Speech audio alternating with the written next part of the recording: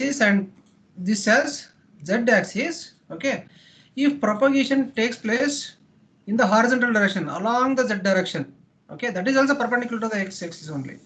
Okay, then it is called as SH waves. Okay, SV waves means it will take place, the propagation of the particle will take place in vertical direction like this. That is also perpendicular to the x axis. Okay, that is the division of S waves into SV waves and SH waves. Okay, and coming to the surface waves, as the name itself indicates, the surface are the waves which are caused at the surface level of the earth. Okay, we can determine magnitude and intensity of the earthquake using the surface waves or by using this body waves. Okay, you can use either surface waves or the body waves. Nowadays, because of advancements in measuring the earthquake, we will take into consideration of surface waves only, because measurement of body waves, okay, body waves, they will take place at the interior of the earth.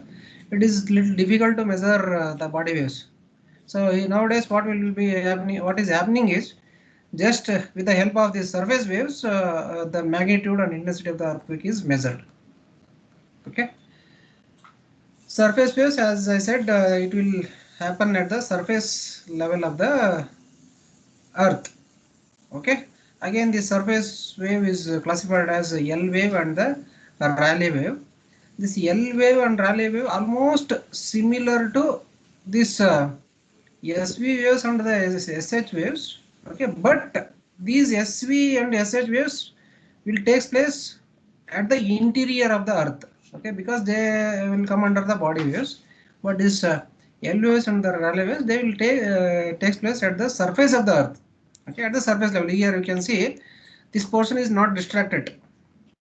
This portion is not distracted. Only the top layer, okay, some 3 to 4 layers of the earth is distracted. Okay, that is why it is considered as surface waves. Okay, but in case of body waves, it will take place throughout the earth crust or earth part. Okay,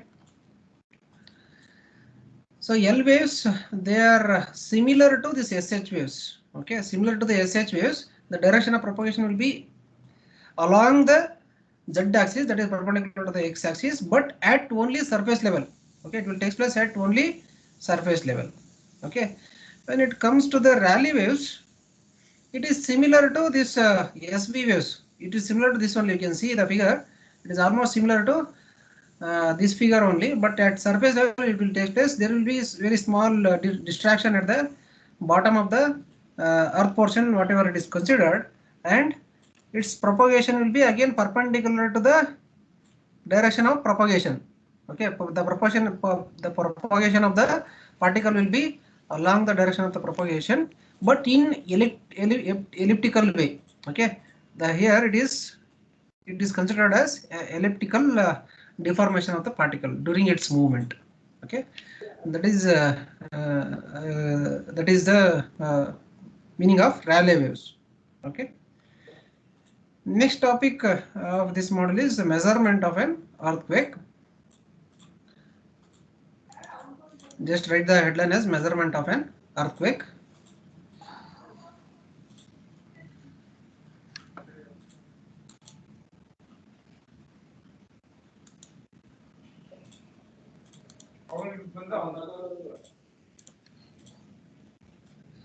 So measurement of an earthquake, see, whenever anywhere if earthquake event happens, how that uh, earthquake is represented, how its measurement is represented. Usually when you see in social media and in the newspaper or the news, on what scale it is represented? Can anyone tell? Yes, yes, very good. On richter magnitude, it will be represented. Okay, so the magnitude of the earthquake, okay, so the measurement of the earthquake will be done in two ways. Okay, remember, for common representation, means while telling to the public and all, we will use this magnitude of the earthquake. Okay, But we as earthquake engineers or the structural engineers, we will also take into consideration of intensity of the earthquake. Please mute the audio. Madan, mute the audio.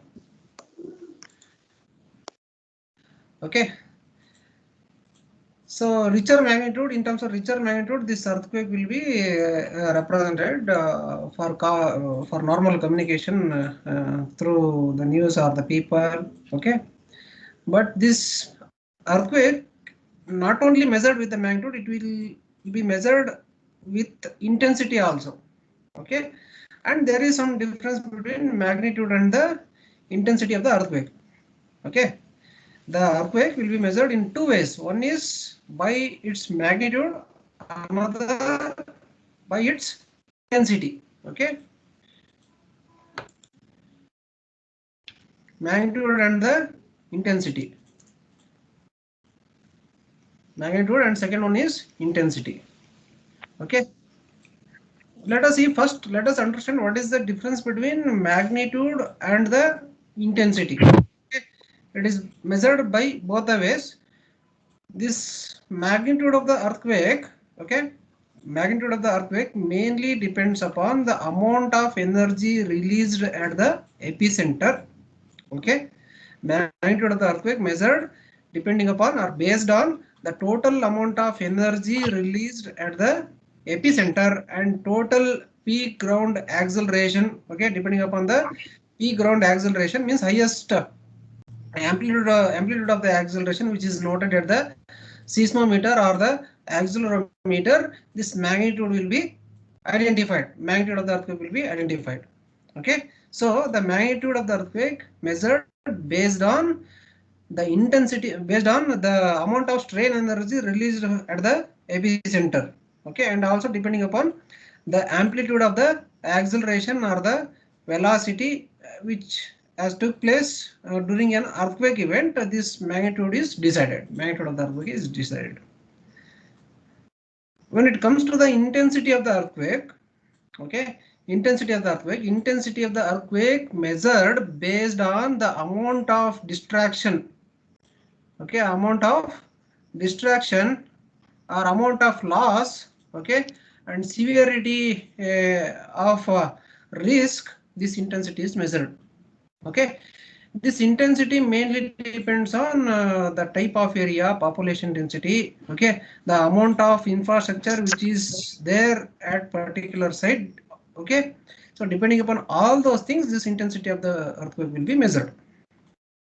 Okay, so this is the major difference between magnitude and the intensity.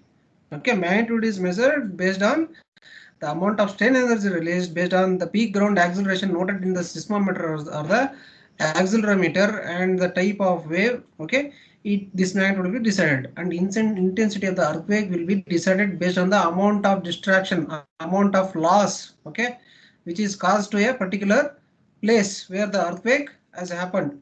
Okay, depending upon that, we will measure the intensity.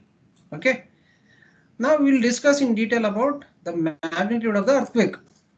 Okay, then we will move on to the study on intensity of the earthquake. Initially, as I said, magnitude, it depends on the amount of strain energy released and amount of peak ground acceleration, amplitude of the peak ground acceleration. This magnitude is decided, and to find this magnitude, there are several the several researchers are worked on it. Okay, to find or to predict the magnitude of the earthquake. In that, one among the familiar method which we use is the Richard magnitude. Okay, so most of the earthquakes will be measured in terms of the Richter scale only. Okay, Richter magnitude. And apart from this method, there are several 2 to 3 methods are there based on the surface wave magnitude, based on the body wave magnitude, and based on the duration of the magnitude, and based on the moment of the earthquake forces on a particular site, the magnitude will be represented. But the most commonly used method is this Richter magnitude only. Okay, most commonly used method is richer magnitude only. If question on a question on explaining the magnitude of the earthquake is asked, you need to explain all the methods. Okay, so each and individual methods followed some certain principles or certain parameters to fix the to predict the magnitude of the earthquake. Okay, first let us see how this richer magnitude will be measured. Okay, how this richer magnitude will be measured. Okay, the richer magnitude will be measured, okay, based on the peak ground acceleration or the amplitude of the peak ground acceleration, okay, at some specific distance and at the point where the magnitude has to be measured. Okay, for example, assume that so at some particular point there is an earthquake event happening. Okay, you want to measure, it may this point either it may be in the ocean or it may be in some hilly area or it may be in the city as well. Okay, most of the times we can see the origin of the earthquake in oceans as well as in hilly areas. Okay, from that part that is the epicenter. Okay, there will be some epicenter. Epicenter is the point where the earthquake is induced or the strain energy is released. Okay, from that point, okay, at 100 kilometer distance, okay, at 100 kilometer distance, okay, from that epicenter there will be movement of the earthquake waves, right? There will be movement of the earthquake waves near to at 100 kilometer distance.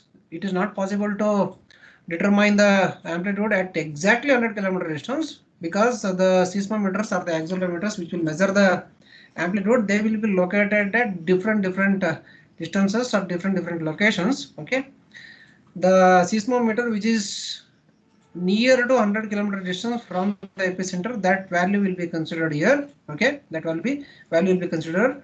The amplitude at that particular point means nearly at 100 kilometer distance from the epicenter, the amplitude will be measured. That is called as A naught. That is called as A naught. Okay, now assume that there is a living area or the place where the people will live, there will be a lot of infrastructure. Okay, there will be a life of human being. Okay, some particular place assume. Okay, and there will be a transfer of this earthquake waves. Okay, earthquake waves to that particular place and there will be damage at that place. Okay, if you want to measure the magnitude of the earthquake, okay, using this richer scale, initially the amplitude at near to 100 kilometer distance will be known, that is A naught, and the point where we are interested to find the magnitude of the earthquake, it will be known at that point also.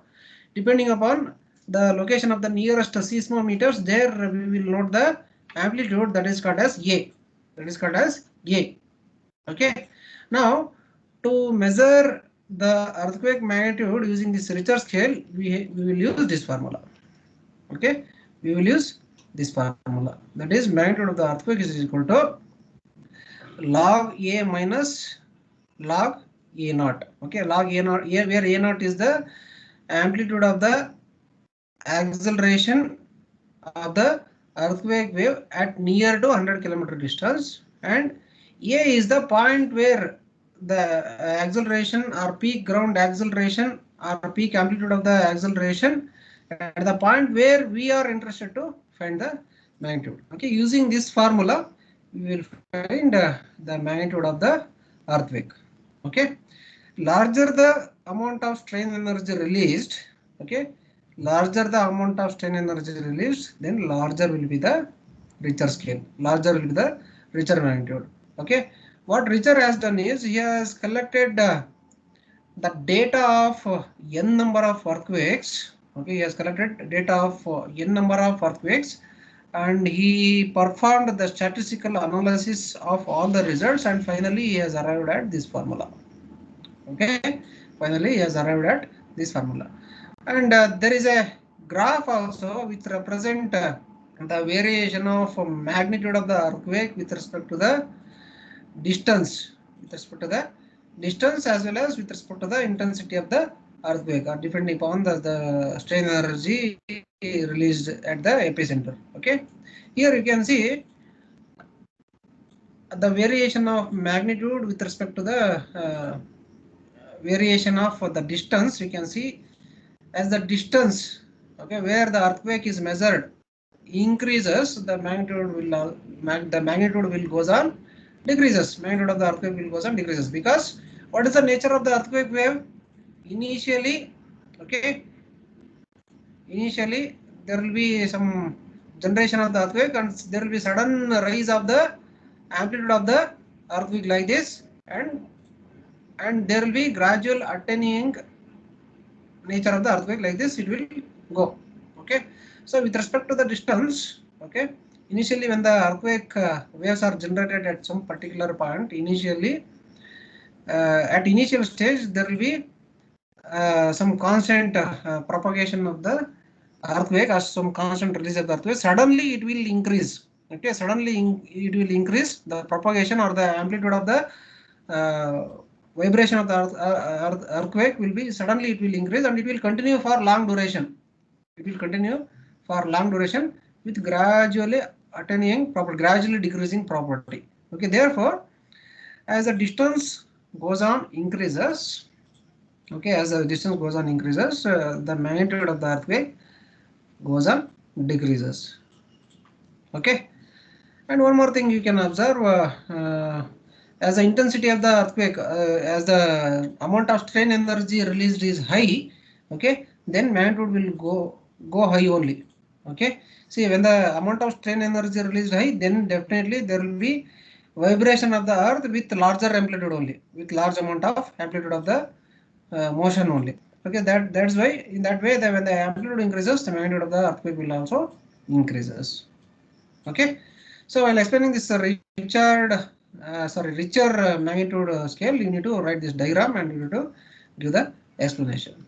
Okay, so this is how the magnitude of the earthquake is measured using this richer method. Okay, the next method what we have is surface wave magnitude. Okay, surface wave magnitude. The surface wave magnitude, it is the improved version. Okay, it is a improved version of this richer magnitude. Okay, or extended version of the richer magnitude. Here, in case of richer magnitude, what we'll take is we'll take some one more thing. This, whatever the amplitude which is measured at 100 km distance, no, it is taken as datum. Okay, or amplitude of zero magnitude earthquake. Okay, it is taken as datum line or datum value, amplitude of the zero magnitude earthquake. So this A0 will not be considered while measuring this magnitude by using this surface wave magnitude technique. Okay, so that is why it is little bit improved version or extended version of this richer scale. So we have the formula to measure the magnitude of the earthquake using the surface wave magnitude, that is log to the base 10 AS by T, that is maximum values. Okay, maximum time period and the maximum amplitude, plus 1.66 log 10 delta plus 3.3, where this AS is the peak amplitude which is noted during the ground motion. Okay, at the point of interest. Okay, AS is the peak amplitude which is noted at the site where the earthquake has to be measured, AS, and T is the time period or the surface wave period. Okay, the time period means the time taken to complete one full cycle. Okay, the time taken to complete one full cycle, the time period will be measured. Knowing time period, this will be recorded in the seismometer. Okay, these two things will be recorded in the seismometer, and also by knowing the distance of epicenter, okay, from the point which the earthquake has to be measured, that is delta, we can find the magnitude of the earthquake using this surface wave magnitude. Okay, then coming to the next method of predicting the magnitude of the earthquake, that is body wave magnitude. Okay, here the nature of the surface wave is considered while assessing the time period as well as the amplitude of the earthquake waves. Okay, surface waves are taken, okay, for the study or to predict the magnitude of the earthquake.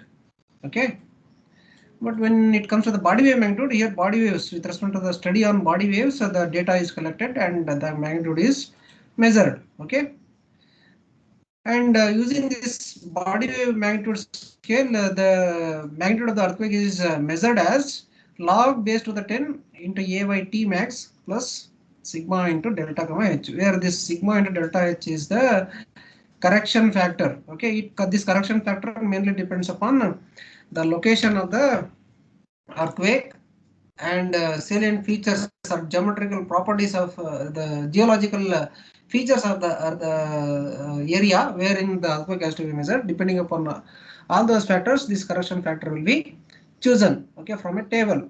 Okay, and two more things, as like in surface waves, here also we will note both the amplitude as well as time period of the surface wave, body wave earthquake. Then knowing both peak amplitude and time period of the body waves, and also by knowing the correction factor depending upon the geological features of the area in which the earthquake is measured, we will measure the magnitude by using this body waves. Okay, by study on this body waves. Okay, next method is duration magnitude. Okay, here the magnitude of the earthquake measured based on the duration of the earthquake, whether it takes for 10 seconds, 20 seconds or 30 seconds. Depending upon the duration of the earthquake, we will measure the magnitude. Okay, the duration magnitude mainly depends upon duration of the earthquake. Okay, here also we have two constants. Okay, A0 and the A1. These constants are picked from the standard tables depending upon the geological features of the place. Okay, and by knowing the total duration of the earthquake, it's a very simple formula. Okay, it's a very simple formula. Just by knowing the duration of the earthquake, total duration of the earthquake in seconds, just by substituting we will get duration magnitude. Okay, this A0 and A1, okay, these constants or this whole formula will be arrived based on the studies on n number of earthquakes. Okay, we will have we are having so much of data with respect to the previous earthquake events. Okay, we know we have the history, earthquake history. By thorough studying of that earthquake history or previous data, this formula is derived. Okay, this formula is derived.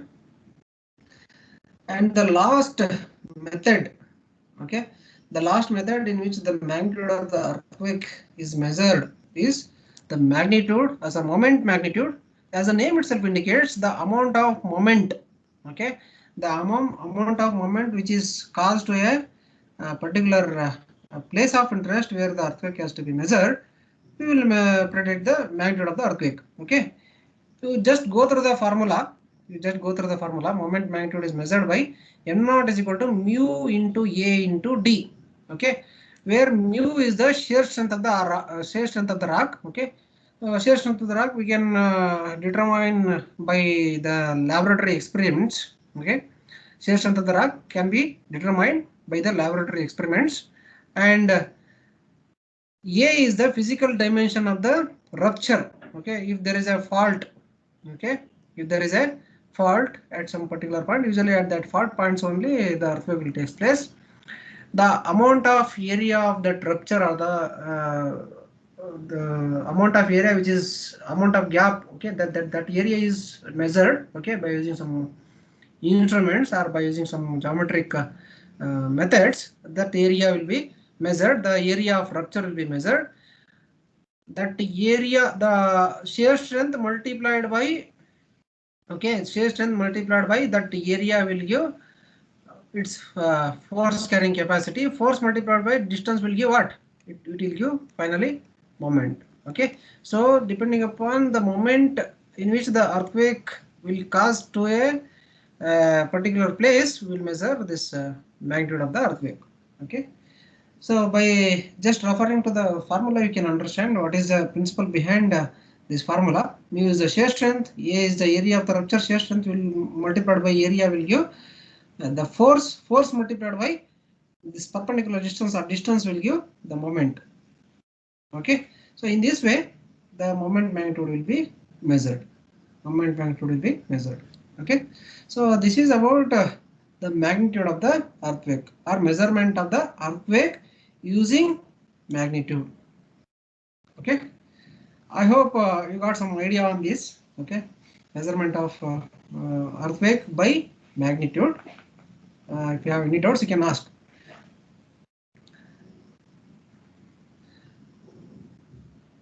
Okay, next is, as I said, there is one more way of assessing the earthquake. Okay, that is intensity by using its intensity. As I said, the intensity of the earthquake. Okay, intensity of the earthquake measured based on the amount of distraction which is caused to a particular area. Okay, amount of destructive power in which the earthquake is having, this intensity is measured. Okay, it mainly depends upon the amount of loss happened to the society, okay, or to the people. Okay, intensity is measured if there is any deaths or if there is only the deformation of the building. Okay, or if there is any only the cracks which are observed on the building, or just the falling of the appearances which are there inside the home. Depending upon all those damages, we will measure intensity of the earthquake.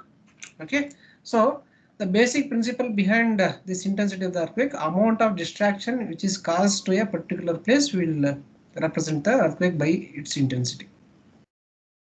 Okay, and again, to measure this intensity, there are several guidelines available. Okay, there are several scales available. Okay, I'll show you. So there is one scale, that is MSK intensity scale. Okay, MSK is nothing but they are the starting letters of the researchers, the earthquake engineers. Okay, Mudderer, what is this? Spoonhouse and Karnik. Okay, these are the name of the researchers. Okay, the starting letters of the researchers is given. Okay, these researchers had developed this guidelines to choose the intensity of the earthquake. Okay, and there is one more scale to measure the intensity. This is MMIS scale, Modified Mercalli Earthquake Intensity Scale. Okay, so you can use any methods. Okay, to predict the intensity of the scale. Okay, what I'll do is I'll just go through the one particular type of scale. Okay, in which the intensity is measured. Okay, here we have some intensity listed on column, and with corresponding to the intensity we have what are the damages which will come under that intensity. Okay, and the second column we have the what are the damages which will come under intensity 1. Okay, or intensity 2, 3, 4, 5, like that. Referring to these points, we have to choose a suitable intensity of the earthquake. Okay, let us see what is the thing which is there in with respect to the intensity 1. Okay, if a earthquake of intensity 1 happens, okay, then what will be there means not felt except by very few people under special conditions. Okay, detected mostly by instruments. Okay, detected mostly by instruments. Okay, even in Bangalore also, I think before a few months, the people have felt some vibration of the instruments. Okay, it's a very small intensity of the earthquake. Okay, it is intense. It is an earthquake of intensity 1.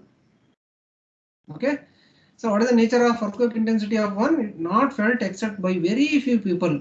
Okay, very few people can sense just small vibration of the instruments inside the building. Okay, in that way, it is given as intensity 1.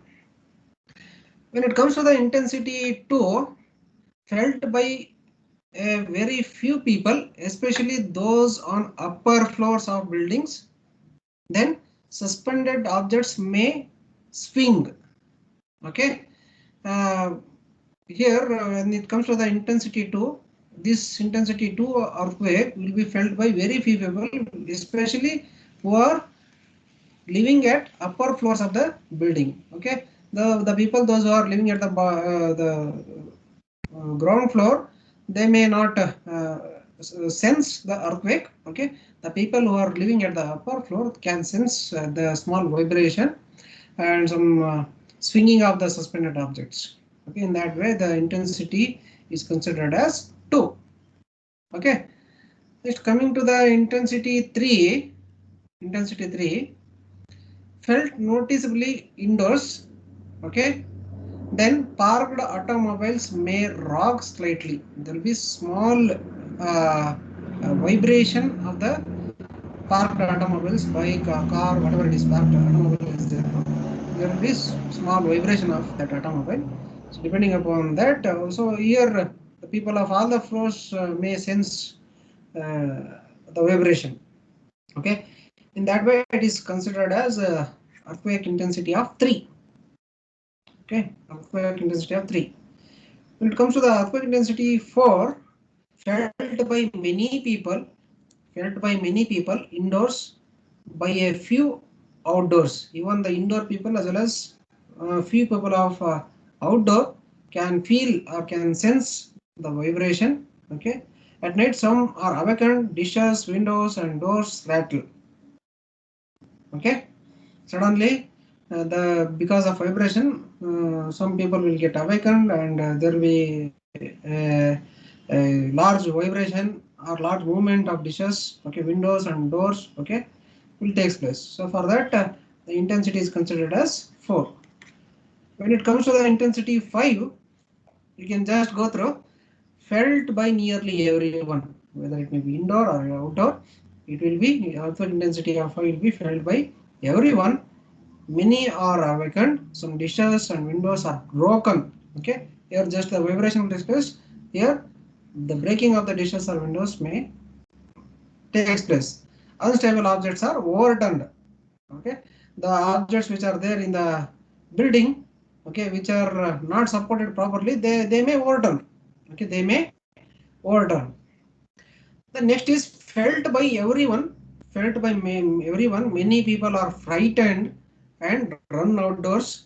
Some heavy furniture are moved. Okay, this is of intensity scale 5. Okay, so intensity scale 6. Okay, from intensity 6 only the severity of the earthquake will be more. Okay, so up to intensity of 5, no problem. Anyway, it is a manageable intensity. Okay, when it exceeds intensity of 5, then there will be problems. There will be problems.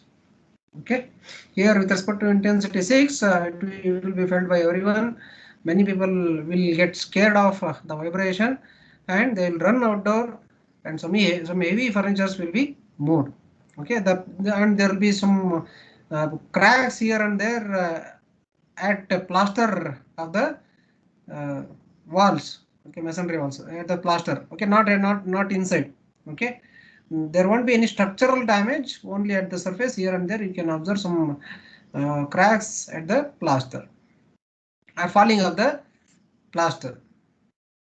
Okay, so this is with respect to intensity 6. Then coming to intensity 7, most people are alarmed and run outside. Damage is negligible in buildings of good construction. If the if the building constructed is of good quality, then there will be a negligible damage to the building. Damage means I am telling structural damage. I am telling.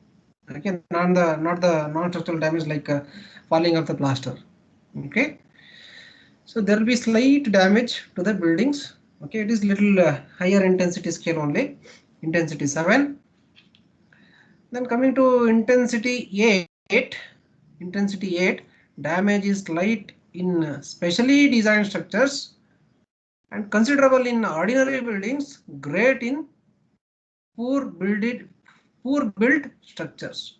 Okay, if a building is designed for the earthquake, okay, if the building is designed for the earthquake, or if the ductile detailing is given for a building, then it will have some resistance to this intensity scale of 8, what we construct for residential building, 1 or 2 floor building, what we'll do, we always we construct the building through thumb rules, reinforcement, okay, and the material proportion for the concreting, okay, and size of bars, number of bars, all the things will be provided based on this thumb rule only. Okay, no one will design for G+1 2 story buildings. Okay, just by using thumb rule they will construct. Okay, they are called as ordinary buildings. Okay, they are not designed with respect to the proper consideration of the dead load, live load, and the earthquake load. Okay, so in that case the damage will be little higher. In that case damage will be little higher, and if the building is constructed with good quality, okay, by taking into consideration of the lateral forces also, if the building is designed and executed, then definitely it will have some resistance to this intensity 8. Okay, it will have some resistance to intensity 8 earthquake. Okay, then coming to intensity 9. Damage is considerable in specially designed structure. Okay, here in case of intensity 8, there won't be any damage to the specially designed structure. But when it exceeds intensity 8, there will be some considerable damage in the specially designed structure. The structures where even though they have done with the ductile detailing provisions, there will be some damage at this intensity. Okay, the buildings shift from their foundations and partly collapse. Okay, it is a very severe earthquake. Okay, intensity 9 earthquake it is a very severe earthquake and most damaging earthquake. Here you can see the special design structure buildings shift from their foundations. When the building will shift from foundation, then definitely it will be unfit for living. Okay, it will be unfit for living, but there may not be the full collapse of the building, but here and there you can see the shift of the foundation or deflection of the plastic deformation of the building. Okay, so many permanent damages will happen to the building. Okay, next coming to the intensity 10, some well-built wooden structures are destroyed. Okay, some well-built wooden structures are destroyed. Wooden structures usually they are built for only 1 floor maximum. Though that kind of wooden structures will be destroyed for this intensity 10, most masonry structures are destroyed. If it is a masonry structure, I'm talking about the masonry structure, not the RCC structure. In most of the villages, you can see all there won't be any column. Okay, just by load-bearing walls, so they will construct the residences or they will construct the buildings. Okay, if that kind of buildings are there which are subjected to the earthquake,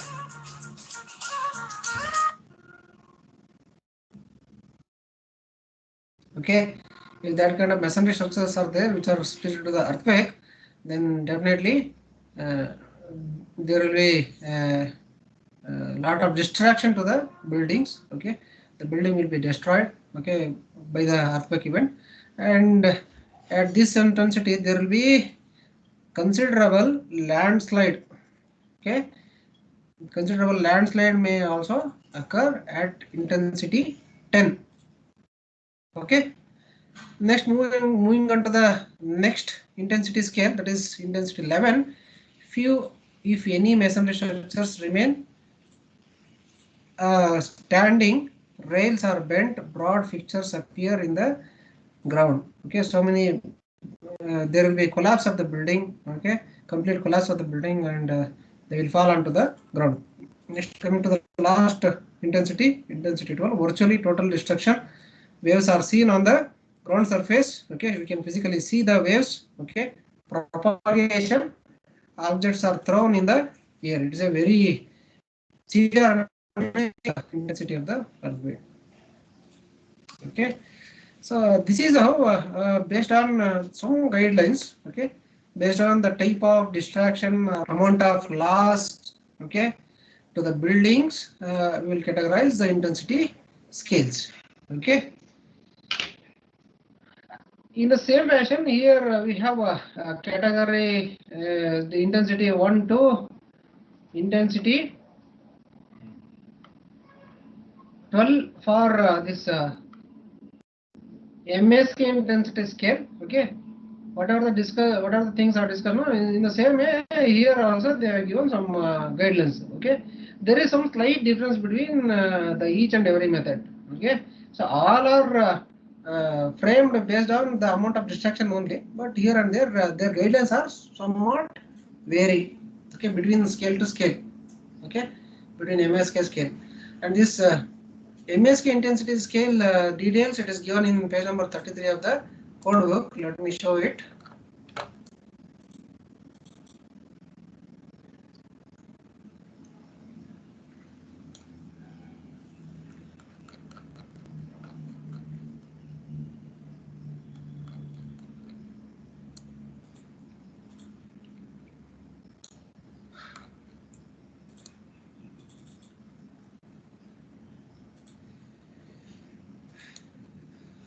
Yeah, here it is given.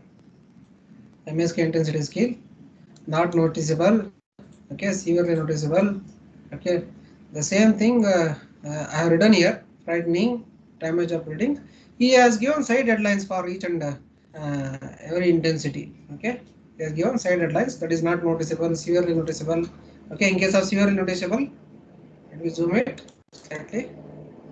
Vibration is felt only by individual people rest in houses, especially on upper floors of the building. Okay, the people earthquake felt indoors. Okay, like this awakening.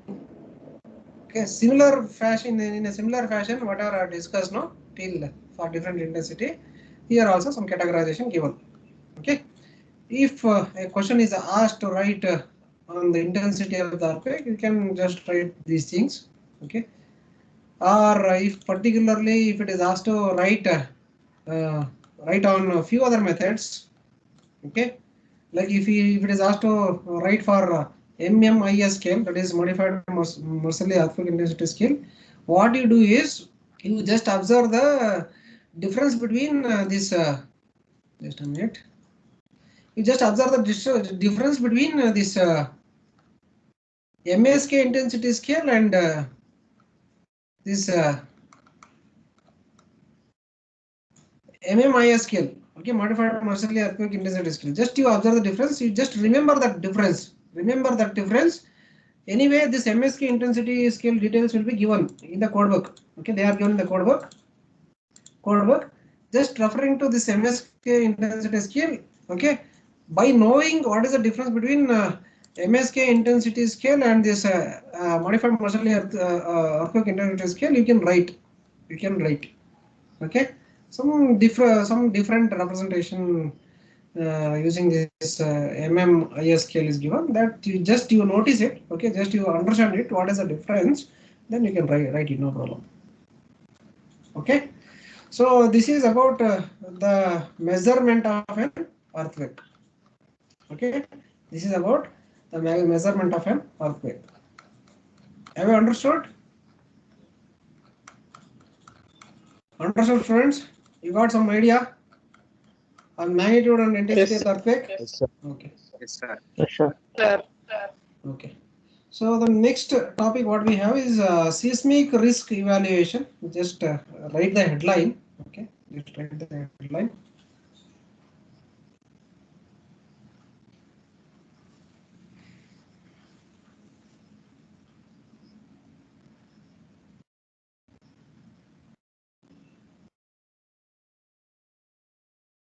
Seismic risk evaluation. It is also called as earthquake risk evaluation. So in the examination, they may ask to write a seismic risk evaluation or the earthquake risk evaluation. Both are one and the same. We need to discuss the same thing. What is the meaning of seismic risk evaluation? The way of evaluating the damage of a structure due to an earthquake event is called as seismic risk evaluation. Okay, so before going to do a evaluation of a seismic risk of a building, okay, on a building, we need to take into consideration of few basic things. Okay, Based on those basic things only, we can assess the seismic risk at a particular place. Okay, we can assess the seismic risk at a particular place. We have to take into consideration a few basic parameters. Those parameters are: one is seismological inputs, next is geological inputs, and engineering inputs. Okay. The seismic risk or the damage to a structure due to an earthquake mainly depends on these things, right? Mainly depends on these things. Seismological inputs like zone of the earthquake, okay, and frequency of the earthquake, okay, at what frequent, how frequently the earthquake is happening at a particular place, okay, and previous history of the earthquake happened at that particular place. Depending upon all those things, we can assess what will be the risk which is there at a particular place. And geological inputs, okay, means presence of faults, plains, okay, fracture, okay, and the strength of the rock, then type of rock formation, all those things we have to consider under this geological inputs. And soil engineering inputs, type of the soil, whether it is a expansive soil or the Lackerton soil, or whether it is a good quality of soil having good safe bearing capacity, okay, whether it is prone to the liquefaction, all those things we need to study under soil engineering inputs. Okay, when it comes to the seismological inputs, when it comes to the seismological inputs, just a minute.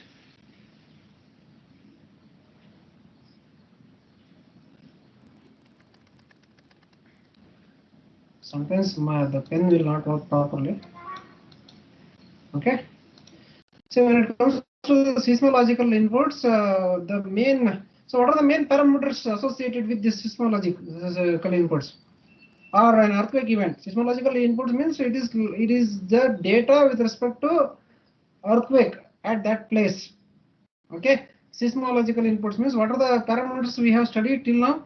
We have studied about the zone of the earthquake. We have studied about the peak ground acceleration, response history, response spectrum. All the graphs we have discussed while discussing in the second model. Magnitude and intensity of the earthquake also just now I have discussed. Okay, so all these seismological inputs are taken into consideration while assessing the seismic risk at a particular place or at a particular zone of a earth. Okay, so seismological inputs or seismological consideration mainly are what are all the things we have to take into consideration of peak ground acceleration. Peak ground acceleration means the maximum amplitude with which the acceleration of the or vibration of the earth took place, that is the peak ground acceleration. The magnitude of the earthquake, okay, and frequency of the occurrence, how frequently the earthquake will occur, that data we need to collect. And acceleration response spectrum, it is prepared based on the response history, right? By knowing the nature of the past earthquakes which are happened at different interval of time, we will prepare this acceleration response spectrum. Okay, it will provide sufficient input regarding the response acceleration of the structure. Okay, for a particular natural period. Natural period you can determine by knowing the building properties. Okay, by knowing the stiffness of the building, by knowing the lumped mass at each floor of the building. Okay, you can assess the natural frequency. Okay, by knowing the natural frequency, you can assess what is the natural period of the building. Okay, now by knowing natural period of the building and by knowing this all these seismological inputs, we can evaluate what is the risk involved, okay, for a particular building when it is subjected to earthquake event. Okay, so this consideration of this seismological inputs is a very important step while doing the or while assessing the risk of a building to the earthquake. Okay, next coming to the geological inputs, as I said, all the geological property of the place of interest should be taken into consideration, such as the existence of the rock, okay, the type of rock, the strength of the rock, okay, and existence of the fault plains, okay, and if there is any history of the landslide happened, okay, if there is any history of landslide happened at that particular place, okay, then if there is any settlements or if there is any floods or tsunamis happened at that geological place, all those things should be kept in mind while doing the seismic risk evaluation. Okay. The last one, soil engineering inputs. When it comes to the soil, you are already familiar with this soil engineering inputs. You know the different properties of the soil. Okay, the main properties of the soil which influence the behavior of the building is the liquefaction potential of soil. Okay, what is the meaning of liquefaction? What is the meaning of liquefaction? See, when the water content in the soil goes on increases, okay, from 0 to some value, okay, when you go on increasing the water content in the soil, okay, at some particular water content level, the soil will behave in a plastic way. Okay, the soil will undergo the plastic deformation. Okay, that is called as plastic limit, right? Liquid limit and plastic limit. Okay, when so the resistance to this liquefaction, okay, the losing of strength of the soil with increased moisture content into it, okay, is called as liquefaction. The resistance to that liquefaction is called as liquefaction potential of the soil. Okay, this is a very important parameter of the soil which influence the evaluation of the earthquake, seismic risk evaluation of the earthquake. Okay, and underlying soil strata, we all know that the soil property will changes from one place to another place. Okay, even at a single place, if you take the soil property, okay, even at a single place, if you take the soil property, but layer by layer, the soil property will vary. Am I right? At a single place itself, when you take different layers of the soil, its property will vary. We should know about all these changes in the soil strata. Okay, and we should also know about the properties of different layers of the soil, okay, which is there at a particular place of interest. Okay, and along with that, if there is any groundwater table which is there at a place, that should be taken into consideration while doing the seismic risk evaluation, because groundwater movement always you can see always there will be groundwater table.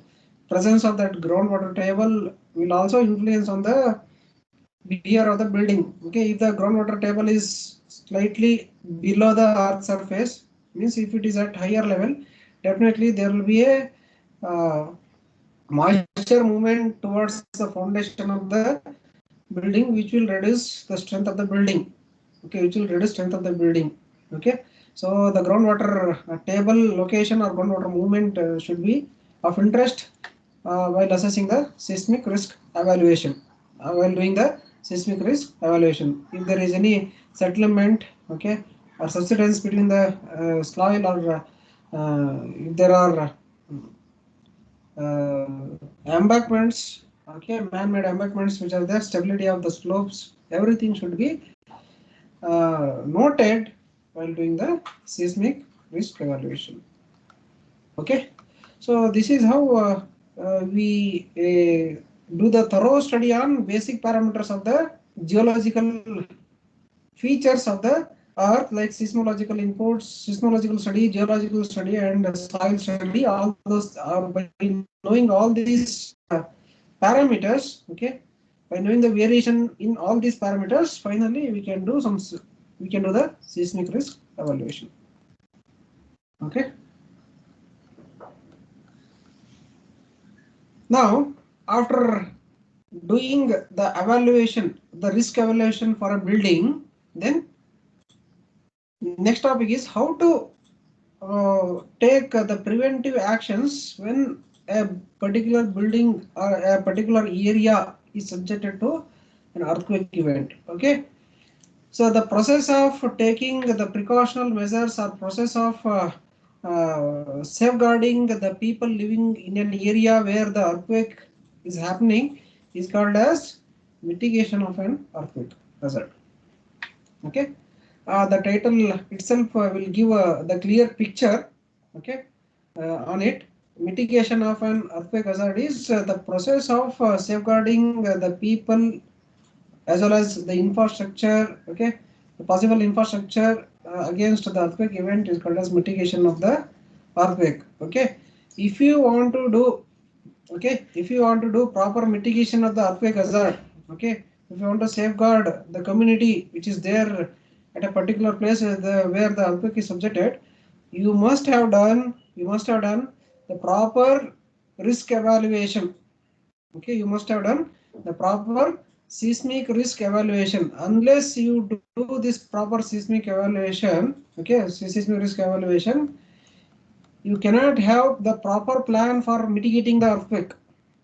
Okay, you cannot have the proper plan for mitigating a earthquake event. Okay, first you should know what is the risk involved at some particular area based on all these inputs. Okay, when you know the risk involved, okay, accordingly you can come up with the solutions to mitigate the earthquake if it happens at a particular place. Okay, so this seismic risk evaluation plays an important role while mitigating an earthquake or while preventing a earthquake hazard. Okay, and here I have listed a few important points. Okay, few important points or few important processes. Okay, in which the earthquake event is mitigated. Okay, the first one is planning emergency paths and possible alternative routes for evacuation flow. Okay, if you would have visited any shopping malls and all, you can see some signboards which represent the emergency exit like that, right? You can see that kind of boards, signboards. You might have seen that emergency. Even if you visit some hospital buildings or even if you visit some community halls, okay, if you visit some important buildings, there you can see a signboard that is the emergency exit. Okay, so prior that emergency exit are identified based on this seismic risk evaluation only, based on the damage to the building during the earthquake. Okay, therefore this planning of emergency paths and possible alternative routes for evacuation flow, these will be pre-identified. Okay, even any unexpected earthquake happens, definitely the people will follow these paths, emergency paths or emergency exit. Okay, to safeguard. Okay, next, evaluate rescuers and emergency management actions. Okay, evaluate rescuers and emergency management. There is a separate department. Okay, department which will manage these earthquake hazards or any natural calamities are there. No? There is a separate rescue operation team will be there. Okay, rescue operation team will be there. We should be calculated with what is where is the nearest rescue team which is there for emergency call, and emergency management actions like ambulance and all. People will be hurted with some earthquake event vibration or something. If they some object falls on them, then definitely they will get hurted. So shifting of those hurted people to the nearest hospitals or for basic treatment, all those things should be initially studied. Okay, and it should be kept ready immediately for contacting the rescuers and emergency management system. The required data should be ready. Okay, so that we can manage the hazard. Okay, we can reduce the hazard of the earthquake. Okay, proposing wayfinding solutions for populations so as to lead citizens to proper evacuation paths and sites. Okay, some depending upon the type of infrastructure in a particular area, we have to propose some wayfinding solution for the population. Okay, so that certainly the population will be taken to a safe place by preventing them by hazard of the earthquake. Okay, identifying the first aid points and establishing the first aid during emergency. During the emergency, first aid points should be identified. Okay, clear to the earthquake event, and the first aid treatment establishment should be there. Okay, the quick treatment that should be there. Okay, whenever the earthquake happens, define and implement building vulnerability reduction strategies like retrofitting, etc. I think you might have heard the Mantri Mall. Okay, recently the retrofitting of the Mantri Mall took place. Okay, why? Because means based on the non-destructive testing study on the Mantri Mall, it was observed that it was more prone to these kind of unexpected events like earthquake or anything, any natural calamities happens. Definitely, it was under danger. Okay, that Mantri Mall, it was under danger. That is why what has been done is the retrofitting of the full structure took place for I think for 3 to 6 months, 5 months. It went on. I think you may be knowing it. So frequently the quality of the building should be assessed. Okay, when the life of the building increases. Okay, when the usage of the building goes on increases, definitely the frequent uh, testing of the building quality, the structural members quality should be assessed. Okay, if we find any possible damage or reduction in the performance of the structure, then definitely we have to do the retrofitting of the structure. By doing the retrofitting, we can slightly increase the strength of the building. Okay, then during a natural event, it may resist. It may resist the distractions that will happen to it. Okay, even it may reduce the loss of life for the people who are using the shopping mall at that time. Okay, so this is how the vulnerability reduction strategies should be implemented. Okay, to reduce the severity of the earthquake on the building. Okay, so this is about mitigation of earthquake hazard. Okay, just coming to the characteristics of the earthquake. This I have already studied. I have already discussed in the second model. Duration characteristics means what will come. Duration will come, frequency will come, amplitude will come. All these things I have already discussed in module 2 before solving the problems. Anyway, I will discuss it once again. So this is the next topic of this module 1, that is characteristics of the earthquake. Okay, the studying of characteristics of earthquake is also a important part wherein to design a earthquake resistant building. Okay, to design a earthquake resistant building and to predict what is the exact amount of earthquake forces caused to a structure. Okay, we should have thorough knowledge on all these basic properties of a earthquake. Okay, earthquake wave. That is, what are all those things? Duration, frequency, and amplitude. Okay, we should have thorough knowledge. This I have discussed. These basic things I have already discussed in dynamic subject also. Even I discussed in second model at the beginning. Anyway, we will see it once again. Duration of the earthquake means the time with which the earthquake happens. Okay, the time with which the earthquake event will happen is called as duration of the earthquake.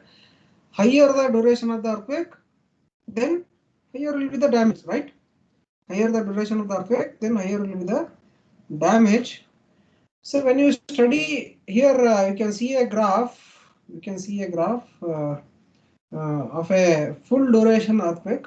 Okay, it is a graph or the acceleration time history which is collected for a particular earthquake event. Okay, particular earthquake event, and whatever the nature of graph obtained here, it is divided into mainly three parts. Okay, it is divided into mainly three parts from beginning to here. One part. Okay, and the central part almost up to here. Okay, almost up to here. So it is divided into three parts. Let us see what are those parts. An initial segment in which energy and vibration levels rapidly increase to high values. You can see initially the energy level is little bit slower. Suddenly the energy level will increase. Suddenly the amplitude of the vibration will increase. Okay, so this is called as initial segment. Okay, an initial segment where the energy levels will suddenly increase. Okay, that is the first part of the vibration or response history. Then second part is a segment of uniformly strong shaking at these high values for a long period. You can see the time period at the middle level. So this is relatively comparatively high when you compare the remaining two parts. Okay, at this point the relatively larger amplitude waves will be there for longer duration. For longer duration. Okay, so this is a zone where the uniform strong shaking will takes place. Okay, so uniform, this is a zone where uniform strong motion of the earthquake. Okay, after that third part you can see a segment of gradually attenuating vibration. Okay, when it reaches some period of time, the vibration when it reaches some period of time, then you can see gradually decreasing waveforms like this. Okay, so these are the major important features of the earthquake. Okay, when you consider acceleration time history graph. Okay.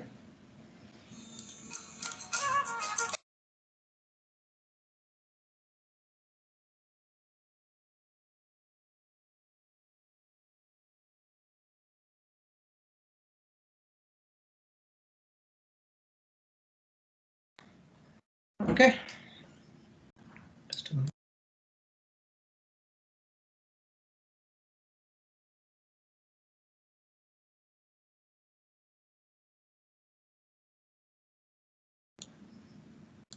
Okay. So this is about the duration of the earthquake. Duration means we will just not concentrate on time with corresponding to the acceleration with respect to the particular time. We will study the duration of the earthquake. Okay, and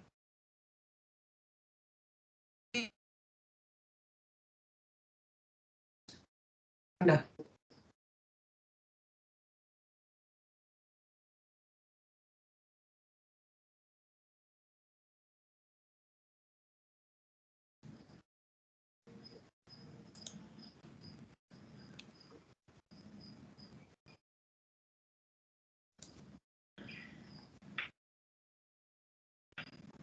so there will be continuous cyclic loading. Okay, cyclic loading continuously because of continuous vibration of the earth. There will be continuous deflection of the building. Okay, because of that continuous deflection, you can see the fatigue which can happen to the structure. Fatigue means the permanent plastic deformation which occurs due to the cyclic loading. Okay, whatever the load, it is cyclic.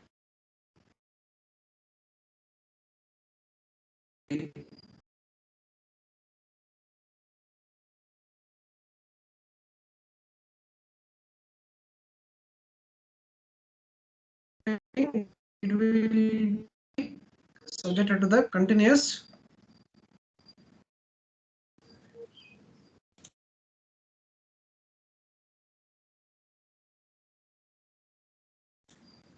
Okay, there was sudden disconnection in the network.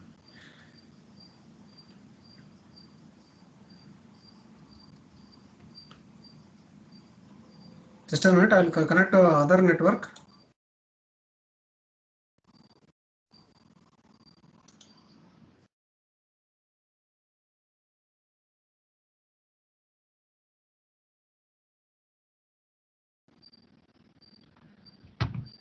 Okay, so I hope I am audible now.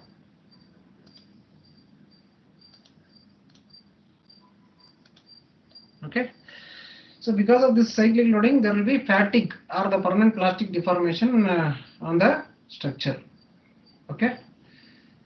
So this is about the duration of the, and one more important thing, for the study on effect of for the study of earthquake on effect on the study of effect of earthquake on the building, what we'll do, we'll consider this 5 to 95% of the vibration. Okay, first 5% of the vibration or first 5% duration and last 5% duration will not be considered, because there the amplitude of the vibration is very low. Okay, from 5 to 95% of the vibration will be of interest while doing the earthquake analysis. This is also one of the point you need to remember. Okay, so this is about the duration of the earthquake. Next is frequency content. See, this frequency is very dangerous thing for a structure. If you take any structure, I think I have shown you a video during my structural dynamics class at the beginning. There was a collapse of suspension cable bridge. Okay, suspension cable bridge because of this frequency only. Okay, because of this frequency only, right? So this frequency is a very dangerous thing. Okay. So whenever you can the every structure if you take, okay, every structure has got some frequency depending upon their geometric properties, depending upon modulus of elasticity of the structural element, okay, and depending upon the grade of concrete, steel used, okay, depending upon the stiffness. If you take any particular structure, it has got some frequency. See, when the frequency of a structure matches with the frequency of vibration which is causing to that building, then that condition what we call as resonance. Okay, that condition what we call as resonance. At this resonance condition, the amplitude will suddenly increase. It will suddenly increase. Okay, means that there will be a large deformation of the building which may lead to the failure of the structure. Okay, I have shown a video of failure of a suspension cable bridge, which is, I think, in some country it was constructed just after a few months of construction. That bridge has got failed. That is because of this resonance only. That too, it is not failed due to the earthquake. It is failed due to the wind. Okay, that beds, it was failed due to the action of wind, not the action of earthquake. So when the effect of wind causes the frequency which matches the natural frequency of the structure, then definitely there will be abrupt increase in the acceleration, which will lead the complete failure of the structure. Okay, so if there is any past history of failure of such cases, that should be kept in mind while designing the structure. Okay.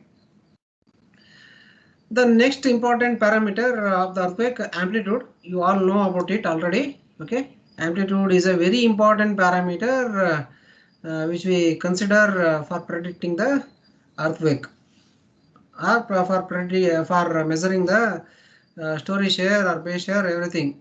Okay, amplitude is the basic thing.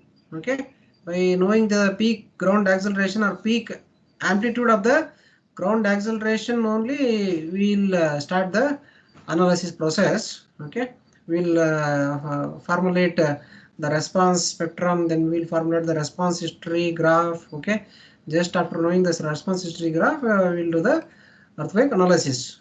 Am I right? So amplitude, if the amplitude of the earthquake happening is higher, then definitely it will cause a larger damage to the building. Okay, when the amplitude of the vibration is higher, then definitely there will be more distraction to the building. This amplitude of the gravity acceleration is determined in terms of gravitational acceleration. Okay, the amplitude, it is a general term. Okay, It is a amplitude is a general term. You can take amplitude of the maximum amplitude of the velocity or maximum amplitude of the displacement,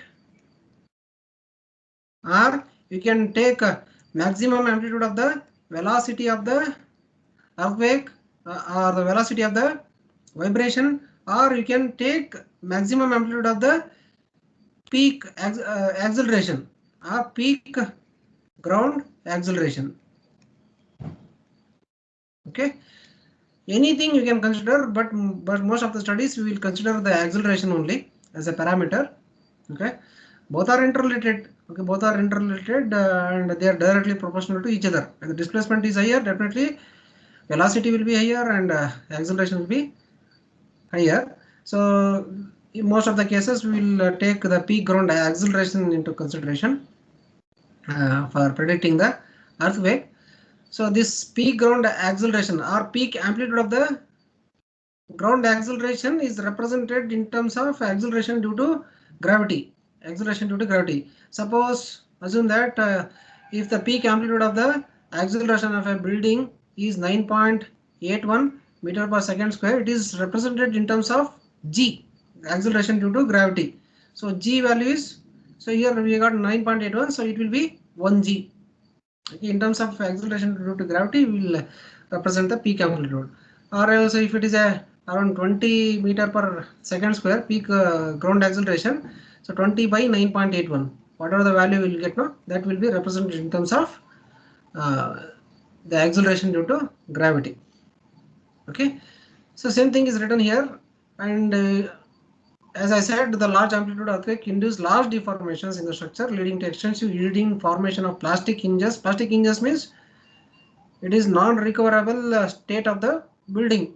Okay, when it undergoes some deformation, it is a permanent deformation only. We can bring back, we cannot bring back the building to its original position, and it will also cause deterioration of the structural stiffness and degradation of the structural strength, and consequently collapse of the structure. Okay, so thorough study on amplitude, frequency, and duration of the earthquake is needed. Okay, these are the main characteristics of the earthquake. Okay, I think I will stop to here. The next topic is structural behavior under gravity and seismic loads. How the structure will behave under only gravity load. Okay, when the same structure is subjected to the seismic load or the lateral forces, how its behavior will takes place. Okay, those things we will study. Okay, and we will also study the difference between the behavior of the structure under gravity loading as well as behavior of the structure under seismic loading. Okay, we will study the difference, and we will also study what are the precautionary measures to be taken whenever this building is subjected to the lateral load.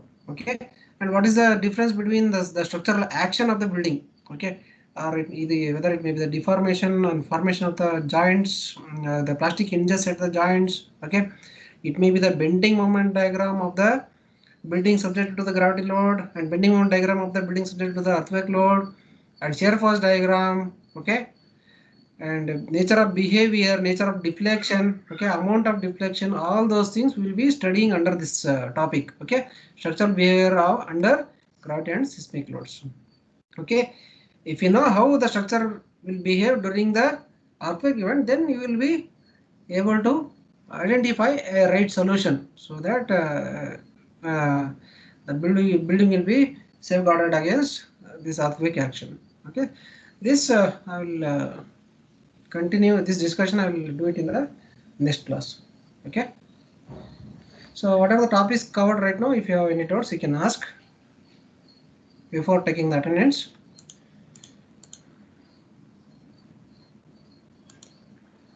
So these are all the general things. Okay, if you just once go through all these theory part, you can write by your own. Okay, there is no any rocket science involved in these topics. Okay, these are all general topics, right? These are all general topics, and you are already familiar in structural dynamics subject. Okay, even by your own words itself, you can give the explanation. Okay. but we should have all the information. Okay, we should have all the information so that we can explain in a very neat fashion. Okay, I'll take the attendance.